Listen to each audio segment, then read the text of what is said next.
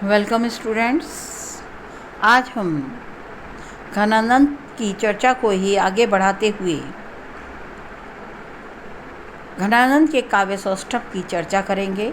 एक बार फिर राजकीय महिला महाविद्यालय सादुल शहर के YouTube चैनल पर आपका स्वागत है हिंदी विषय में। तो सेकेंड ईयर के विद्यार्थियों के लिए ये वीडियो है।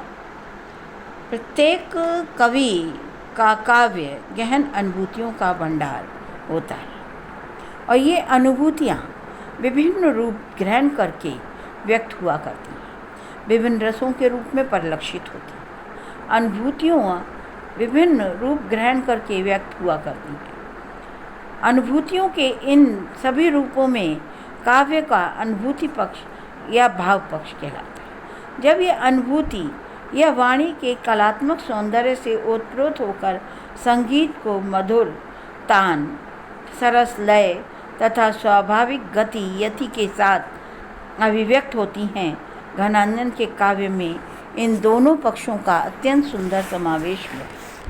जितना ही उनका अनुभूति पक्ष सुदृढ़ है, उतना ही उनका कला पक्ष भी बहुत सुंदर जान पड़ा है। तो सबसे पहले हम घनानंद के अनुभूति पक्ष की बात करते हैं। घनानंद के काव्य में अनुभूति पक्ष या भाव पक्ष का सम्यक अनुशीलन करने के लिए उनके काव्य में विविध वस्तुओं के वर्णन कैसे किए गए हैं, इसकी चर्चा की जाएगी। विविध भावों का निरूपण कैसे किस कौशल से दिखाया गया है, विविध रसों की अनुभूति अभिव्यंजना कैसे हुई है और विविध सौंदर्य चित्रों में को अंकित करने में उनकी कैसी कला चातुरी व्यक्त हुई है, इन सब बातों का हम यहाँ पर अभी अनुभूति पक्ष में चर्चा करेंगे। और इस वीडियो का दूसरा भाग अभिव्यक्ति पक्ष के रूप में हम पुनः जो है द्वितीय भाग के रूप में चर्चा करेंगे। तो पहले हम इस वीडियो के भाग 1 में हम जो है अभी अनुभूति पक्ष की बात कर रहे हैं। सबसे पहले है वस्तुवर्ण। घनानंद ने ब्रज प्रदेश के प्रति अपनी गहन आस्था और असीम श्रद्धा व्यक्त की है। इसी कारण इन्होंने ब्रज के गांवों, नगरों, यमुना, वृंदावन आदि का अत्यंत सजीवता के साथ निरूपण किया है। ब्रज के गांवों में से मुख्यतः बरसाना, गोकुल का बहुत सुंदर वर्णन किया है। घनानंद ने सर्वाधिक वृंदावन की छवि का निरूपण किया है। वृंदावन छवि कहत न आवे, सो कैसे वीर कोई आवे, तेर भूमि बनी सहते सदावन, जय जमुना जय जय वृंदावन। इसी प्रकार घनानंद ने ब्रज के गोपी, ग्वाल, श्रम तथा अन्य ब्रज वासियों का वर्णन करते हुए लिखा है। ध्वनि ये ब्रज धनी में ब्रजवासी कृष्णचंद्र चंद्रिका का प्रकाश कहाँ लो, ध्यों ब्रज की मोड़ बरसत नित आवत आनंद प्रमोद।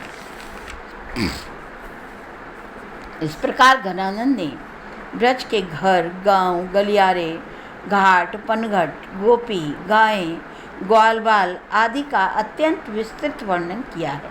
परंतु इन वर्णनों में कहीं भी विवरणात्मकता नहीं है, न ही संश्लिष्टता है और नए सहज आकर्षण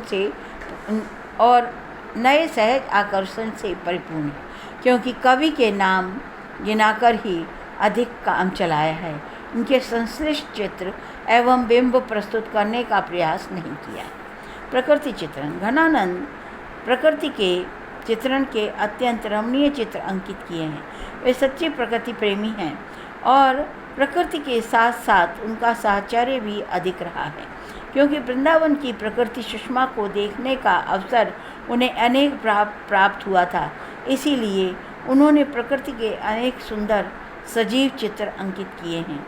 वृंदावन में छाई हुई बसंत ऋतु का एक दृश्य है, जिसमें प्रकृति के आलंबन रूप का चित्रण हुआ है। धूमति पराग लता तरु भो मधुरित शौक सरोज गंभीर बन बसते बसंत मन्यो फूल्यो, लता लता झूलती संग भूल्यो।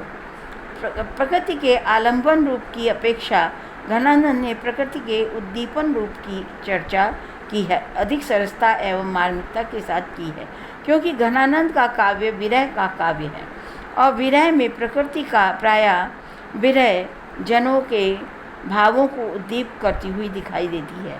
अतः घनानंद ने प्रकृति के उन भावों का चित्रण बड़ी तन्मयता के साथ, बड़ी तल्लीनता के साथ किया है, जो भावों को उद्दीप्त करने में, विरह वेदना को अधिक तीव्र बनाने में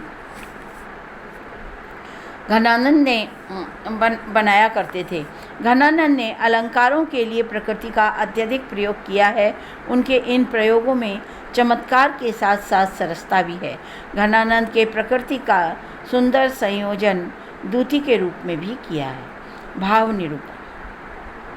घनानंद की कविता विविध भावों का भंडार है, क्योंकि घनानंद ने ऐसे मार्मिक भावों का निरूपण किया है जो देखते ही बनता है और एक साधारण कवि वहाँ तक नहीं पहुँच सकता। घनानंद की इस भाव निरूपण पद्धति पर उनके गहन प्रेम की छाप है। इसी कारण उनके सभी भाव चित्ताकर्षक, मनोरंजक एवं आकर्षण बन गया है।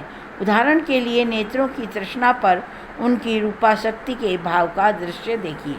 नैन को कहे सुन रे मन, काल है क्यों इतनो गुण मेरी दयो है, सुंदर प्यारे सुजान को मंदिर बात रे तू हम ही ते भयो है। इसी तरह घनानंद के उपलम के द्वारा स्मृति का चित्रण करते हुए विषाद, दैन्य, असमर्थता, आवेग आदि भावों का बड़ा ही मार्मिक चित्रण किया है। घनानंद ने प्रायः विरहजन्य भावों का वर्णन भी अधिक मात्रा में किया है। घनानंद ने शास्त्रीय दृष्टि भावों के चित्रण में अत्यधिक सरसता और तन्मयता नहीं दिखाई है, जबकि उनकी कविता में आंतरिक व्यथा, बेचैनी, आसक्ति, आकुलता, पीर आदि के बड़े ही रमणीय चित्र अंकित किए गए हैं। अब है रस निरूपण। घनानंद ने मुख्यतः संयोग श्रृंगार और वियोग श्रृंगार का निरूपण किया है। इसमें भी घनानंद ने वियोग श्रृंगार को ही अधिक चुना है। वियोग श्रृंगार के वे अद्भुत अद्वितीय चितेरे कवि हैं और उनके काव्य में वियोग का पूर्ण परिपाक अधिक मार्मिकता, अधिक सजीवता के साथ हुआ है। इसीलिए वे अपनी संजीवनी मूर्ति सुजान के वियोग में रात दिन व्यथित रहते हैं। कुल शूल लगाते हैं तथा वह रस नीरस जान पड़ते हैं। उन्हें फूल भी शूल दिखाई देते हैं। वह इस तरह से सुजान के मन से सारे दिन भी चले गए, ना जाने कब अब कैसे दिन बीतेंगे। घनानंद की व्यथा पीड़ा में विप्लम श्रृंगार की कितनी मनोरम व्यंजना हुई है। सुधा से सुवत विष गुलत में जमत फूल, तम अलित चंद भई नई रीति है। घनानंद संयोग वर्णन में भी सरस चित्र अंकित किए हैं, जिसमें उनकी उतनी सरसता, कथन व्यापकता तो नहीं है जितनी वियोग श्रृंगार के चित्रों में दिखाई देती है। घनानंद के काव्य में भक्ति रस का पूर्ण परिपाक हुआ है। इनके काव्य में सुजान रूप में ही कृष्ण का परमात्मा रूप निरूपित हुआ है। एक बरस बसे सदा बालम विसाई, चैन भई ज्यों तिहारी चिन्हारी, कहूँ हमें तुम्हें हाय हाय। सौंदर्य चित्रण। घनानंद के रूप में सौंदर्य के कितने ही मनोहारी चित्र अंकित हुए हैं, जिनमें गांधीर्य विद्यमान है। घनानंद के इन रूप चित्रों में आँख, कान, नाक, गला, अंग प्रत्यंग आदि को अलग अलग दिखाने की इतनी प्रवृत्ति नहीं है जितनी कि उन्होंने संपूर्ण अंग की रमणीयता एवं प्रभूषणता का दिखाने का प्रयास किया है। घनानंद ने गौर वर्ण वाली सुजान की श्याम रंग की साड़ी में सुशोभित करके उनके अंग प्रत्यंग के अत्यंत मनोहारी चित्र प्रस्तुत किए हैं। श्याम घटा लिपटी घिर बिजकी, सोहे अमावस अंग उजियारी। घनानंद ऐसे ही सुजान के रूप लावण्य के चित्र अंकित किए हैं। तो हमारा भाव पक्ष का जो चित्रण था वो यहाँ पर समाप्त हो गया और अब हम आगे